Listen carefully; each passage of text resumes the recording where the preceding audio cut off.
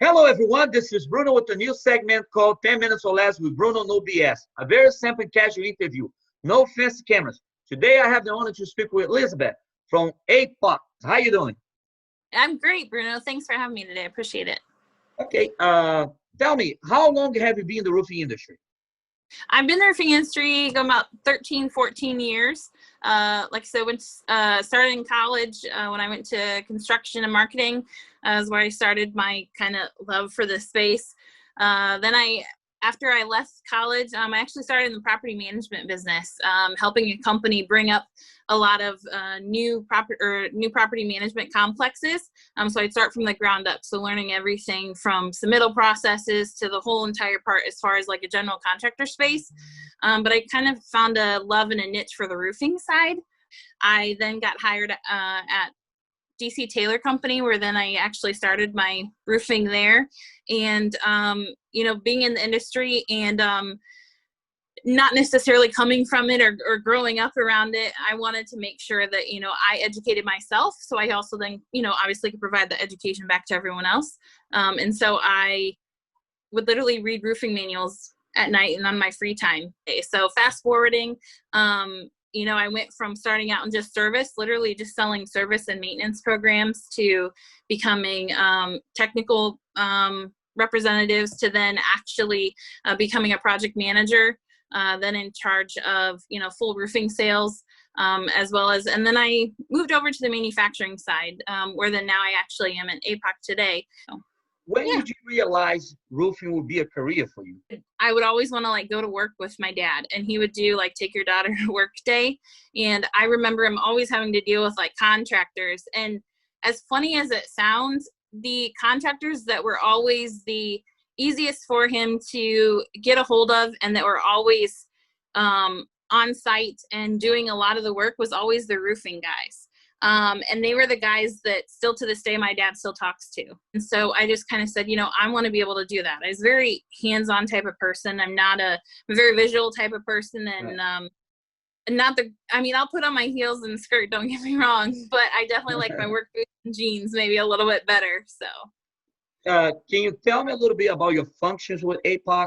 So my functions, what I do, so I handle our kind of Midwest, Northern Midwest Central territory. So I go all the way over to the Dakotas, and then down to Illinois and parts of Indiana, and then kind of that northern cold region where we get a lot of snow and changing temperatures. But I handle everything from the sales aspects of it to kind of being the brand ambassador for us here. When I started with APOC here, obviously we're a division of Gardner Gibson. And so there's a lot of, people that may have known us or known certain products of ours, but not maybe specifically on, oh, hey, they offer more than just coatings. They offer felts and they offer underlayments and asphalt-based products. And so it was just a matter of when I got offered the position, to be able to kind of grow this market and help APOC become more involved in the market. It was more or less, hey, I had the technical background to be able to support on a technical level, which I also do that. So I'll do roof inspections, trainings, go out and inspect, help do spec submittals, trying to do request changes, things like that. And I'll really help the contractors, I think you mentioned to me that you're involved with the National Women in Roofing. Yeah. Can you tell me what do you do and what National Women in Roofing could do for women? Yeah, so I've been a part of National Women in Roofing, I would say more actively probably in the last 6 years or so, 6 to 7 years.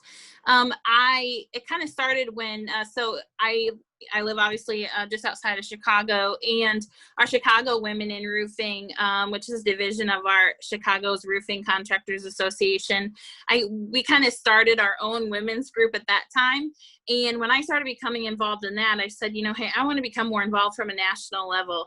And one of the reasons was then here, they wrote an article on me in a business news for that. They wrote something on that for me. So, and I still remember that day when they were interviewing me when they were writing the article. on me, that was kind of like when it triggered in me that, you know, I don't want to just be a salesperson, and I don't want to just be, you know, a trainer or somebody. I want to be somebody that other women in the industry, no matter who we work for, that we can help each other and reach out to each other.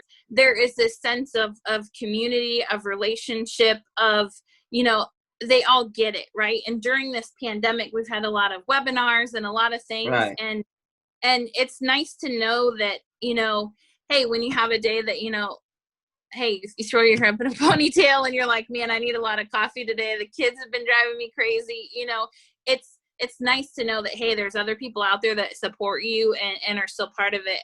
The camaraderie and the support from the National Women in Roofing is a key piece, I think, of why a lot of the women that are part of that organization continue to stay a part of roofing and want it to grow. We noticed that it's slowly like grown. Like it used to be a smaller pot of things, and we see other chapters popping up. And there's like this sense of like, hey, other people are finally standing up and saying, you know, hey, I want to do more and I want to be a, you know, part of it more. And so, you know, that's one of my biggest things is like, you know, hey, how do I offer my support or skills or knowledge or things that I've learned over of being in the, you know, to provide to others. What do you see for the future of a new generation, for the generation coming up right now, young people and also women? That's a great question, Bruno. And we've actually had conversations on this topic. So, and one of the things is obviously with this year being a little bit crazier for most of us in the roofing industry than in the past. Prior to this year, my answer might have been a little different, but in all honesty, I would say, you know, I've really kind of reflected during this period where we have had maybe a little bit more time at, you know, our homes and kind of stuck, you know, within certain territories. And that is that just because, you know, somebody puts a roadblock in front of us, right? Say, you know, a pandemic, things like that. We can't control things outside of our control, but what we can control are the things, you know, that we can. And so, and those are the things you need to focus on. And one of our key pieces was that just because, you know, something happened yesterday or something happened 6 months ago, we still have the, you know, a job to do today. Exactly. And one of our biggest things is making sure that we're supporting each other and say, it's okay, you know, not to put on that pretty big, you know, face or whatever, right. You know, almost like fake it, you know, some days where it's like, it's okay to be human. Any messages out there for people watching this video? It could be, you know, towards the COVID-19 or the uncertainties going on right now in our country. I mean, one of my biggest messages would be that, you know,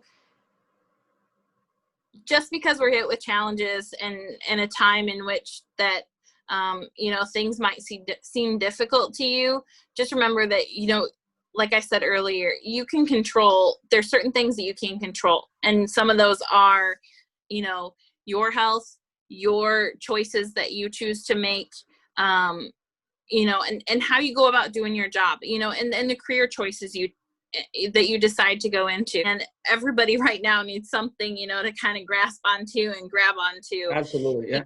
Yeah. And honestly, like the biggest message I can tell you is actually came from my kids. So, about 2 days ago, I was actually out in the garage. I was getting ready, making some samples and doing some work. And my son comes out and he says, Mom, he says, I want to work with you. And I said, okay, you can, you know, let me teach you. And he says, so we're doing some work. And he says, when I grow up, I want to be a roofer and do this.